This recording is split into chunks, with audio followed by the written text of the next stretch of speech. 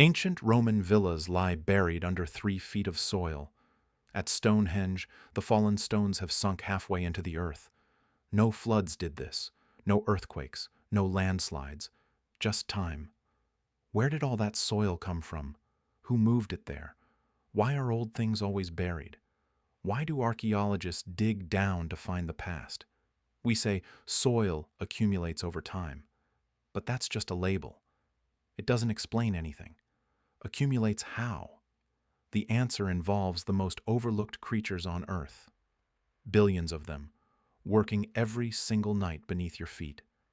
It's not wind, it's not rain, it's not what you think moves Earth. You might assume wind and rain move soil around. They do, but they move it downhill, away from where it started. Erosion removes soil from the top of hills and carries it to valleys. That explains why hillsides wear down. It doesn't explain why objects on flat ground get covered, why coins sink into fields, why fence posts settle deeper each decade. Why doesn't grass eventually sit on bare rock if soil is always washing away? Watch a field for a year and nothing seems to happen. The ground looks still. Watch it for 50 years and something strange occurs. Objects disappear. Not stolen. Swallowed. My father mentioned it to me when I was young. He'd noticed scattered stones in one of his fields, large flints left over from some old building, perhaps. He remarked that over the years, over decades really, these stones seemed to vanish. Not removed by anyone, just gone. I became curious about this, so I tried something. I scattered pieces of burned marl and chalk across a section of field at Down House, marked the locations carefully with stakes, and waited. Years later, I believe it was 1842 when I laid them down, and I excavated in 1871, I dug where those chalk pieces had been placed, found them nearly 3 inches down. 3 inches, so the soil had risen over them. Well, not exactly risen. More like was placed there, layer by layer. But by what? What could place soil, night after night, year after year, with such patience? Worms. Earthworms. I know, your first thought is that they're too small, too simple, barely noticeable. But count them. In 1 square meter of good garden soil, you'll find 150 to 400 worms, sometimes more. Now scale that number. 1 acre contains about 4,000 square meters. That's 600,000 worms on the low end, perhaps 1,600,000 on the high end. Over 1 million worms per acre, all doing the same thing, every single night. What thing? They're eating soil, consuming it, processing it. Here's what happens. A worm burrows through the earth, consuming it as it goes. The soil passes through its body. The worm digests the organic matter. Tiny fragments of dead leaves, dead roots, bacteria, fungi, all the microscopic life in soil. The mineral particles, sand, silt, clay, pass through unchanged, or nearly so. Then the worm comes to the surface, or near it, and excretes. Those little coiled castings you see on lawns after rain, each worm brings up a tiny amount. Looks like nothing, a few grams perhaps. But I weighed those castings, carefully, collected them from measured plots throughout the year, dried them thoroughly, and calculated. 10 tons per acre per year.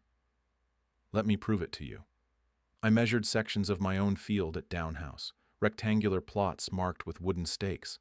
Over the course of months, I collected every casting that appeared, dried them in the sun, weighed them on an accurate balance. The numbers were consistent. 10 tons of dry soil brought to the surface annually per acre. That's about 2/10 of an inch of soil deposited across the entire surface each year. Doesn't sound like much, does it? 2/10 of an inch. But multiply that by 50 years. That's 10 inches, nearly a foot. Multiply by 200 years and you get 40 inches. Over 3 feet. That's deeper than most building foundations. I had the chance to test this prediction directly. I visited Stonehenge in Wiltshire and examined the fallen stones there. Enormous sarsen blocks, each weighing 25 tons or more, that had toppled over in past centuries. Some were half buried in the turf, as though sinking into the earth. I asked the groundskeeper, a Mr. Brown, when one particular stone had fallen. He told me his grandfather had witnessed it fall during a hard frost in 1797. So that was roughly 80 years before my visit in 1877. I measured how deep the stone had sunk into the earth. About 7 inches on one side. Now, calculate what worms should have deposited in 80 years at 0.2 of an inch per year. That's 16 inches. Some soil would accumulate under the stone, some on top, and indeed, the measurements matched. The prediction held exactly. And it's not just Stonehenge. Roman villas all across Britain, at Silchester, at Wroxeter, at Chedworth, entire mosaic floors buried 2 and 3 feet down. The floors are perfectly intact. The pattern's clear. Just buried. No catastrophe buried them. Just time. Just worms, working steadily, century after century. The archaeologist's spade digs through worm work. Everything we excavate from the Roman period has been covered by this process. The same will happen to our buildings. Give them 1,500 years and they'll be buried just as deep. But wait. Worms move soil upward from below to the surface. They redistribute it. They don't create soil out of nothing. So where does soil itself come from originally? Dead plants, you might think. Partly true. That's the organic matter, the dark humus that makes soil fertile. But soil is mostly mineral. 70, 80, 90% mineral in most cases. Ground-up rock. Tiny particles of stone. Where does that come from? Here's what I didn't expect when I began studying this. Worms don't just move rock particles. They break them down. Small stones, grit, mineral fragments. Worms ingest these along with everything else. They must because they're eating their way through soil, and soil contains stones. These particles pass through their digestive systems, through their gizzards where they're ground against each other, and emerge finer than they entered. I examined castings under magnification. The mineral particles were noticeably smaller, more rounded, more uniform than the angular fragments you find in unworked subsoil. Over thousands of years, millions of years really, this grinding action transforms rock into sand, sand into silt, silt into clay. The worm is a geological mill, operating everywhere, constantly, at a scale we never appreciated until I measured it. Consider the plow. It's one of humanity's most ancient and important instruments. Farmers have used it for 10,000 years to turn and aerate soil, mixing nutrients from the surface down, breaking up compacted earth, preparing seed beds. The plow penetrates 6 to 8 inches deep, perhaps 10 inches with a heavy team.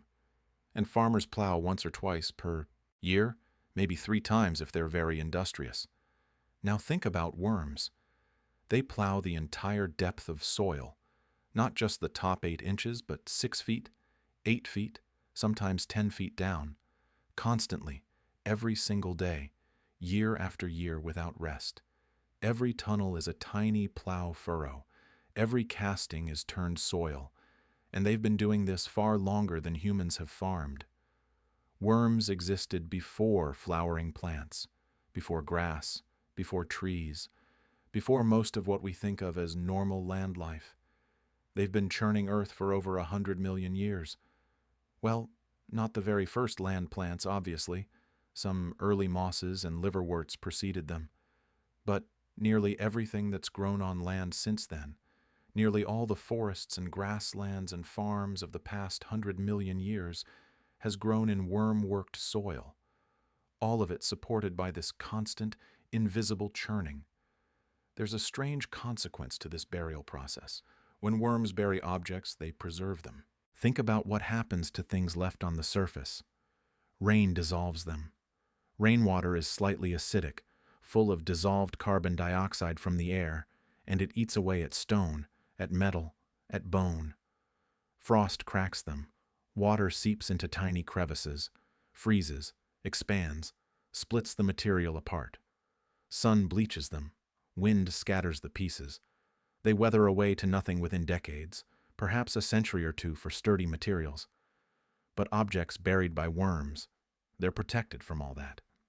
Sealed underground where temperature stays relatively constant, where water drains past rather than pooling, where oxidation slows dramatically in the low oxygen environment. Those Roman mosaic floors I mentioned, intact under 3 feet of worm castings, the tesserae still in place, the colors still visible. If worms didn't exist, those ruins would have weathered to dust centuries ago, scattered across the surface by wind and rain. Instead, they're preserved, waiting for archaeologists. Future. Archaeologists will find our artifacts the same way. Our coins, our buildings, our trash, all of it slowly sinking into the earth, archived by worms. Worms are unintentional curators, the keepers of history.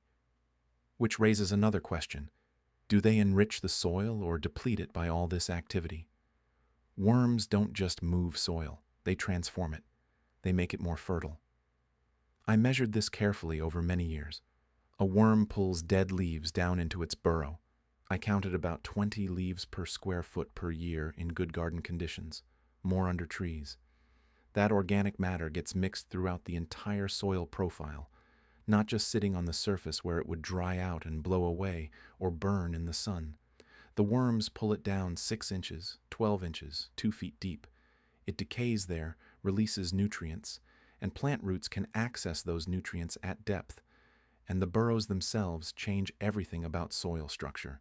Each tunnel allows air to penetrate deeper. Without air, without oxygen, soil becomes anaerobic. It smells foul, turns gray, becomes toxic to plant roots. Worm tunnels ventilate the soil constantly. Water drains down more easily through the tunnels instead of running off the surface and causing erosion. During heavy rain, worm-worked soil absorbs water like a sponge. During drought, plant roots follow the worm channels downward, extending far deeper than they could penetrate unworked soil, reaching water that plants in unworked ground can't access. I compared fields with worms to fields that had been treated with lime so heavily that worms had died or left. The difference was dramatic. Plants in wormed soil grew more vigorously. Their roots went deeper. They withstood drought better. The whole structure of fertile soil depends on worms. Think about that for a moment. Every handful of garden soil has passed through earthworm intestines multiple times, probably dozens of times over centuries. Your vegetables grow in processed worm castings. I know. Sounds unappetizing, but it's true, and it's beneficial. Worm castings are richer in available nitrogen, phosphorus, and potassium than the soil the worms consumed. Their digestive processes make nutrients more accessible to plant roots. Market gardeners have known this empirically for centuries. They prize worm-rich soil. Now we understand why. So let's return to the original question. Why are old things buried? The answer is clear now. There's no mysterious geological force at work, no slow continental sinking, no gradual subsidence of the land, just worms. Every night, for centuries, the ground beneath your feet is moving upward, slowly, 1/10 of an inch this year, 1/10 of an inch next year. Constantly. You don't notice because you rise with it. Your house, your garden, your roads, everything built by humans rises at the same rate. Everything rises together. But anything that stops moving, a dropped coin, a Roman mosaic, a fallen stone, gets left behind. Ancient peoples walked on ground that's now 6 feet below where you're standing. We can calculate this with precision. A building constructed in the year 1800 should now sit about 4.5 inches deeper relative to the original ground surface than when it was built. And when archaeologists examine such buildings, they do. Scale this up. One worm is negligible. 1,000,000 worms per acre become a geological force. Now multiply by all the fields, all the forests, all the grasslands on Earth. Worms have moved more earth than all human mining, quarrying, and construction combined. More than all the pyramids. More than all the roads and canals and railway cuttings ever dug. They've reshaped continents, grain by grain, casting by casting, night by night, over tens of millions of years. I wrote this in my final book on the subject. It may be doubted whether there are many other animals which have played so important a part in the history of the world as have these lowly, organized creatures. I was writing about worms, not about evolution, not about natural selection, not about the descent of man, about worms. After decades studying barnacles and orchids and coral reefs and human origins, I spent my last years watching earthworms. My neighbors thought it eccentric, an old man obsessed with garden worms.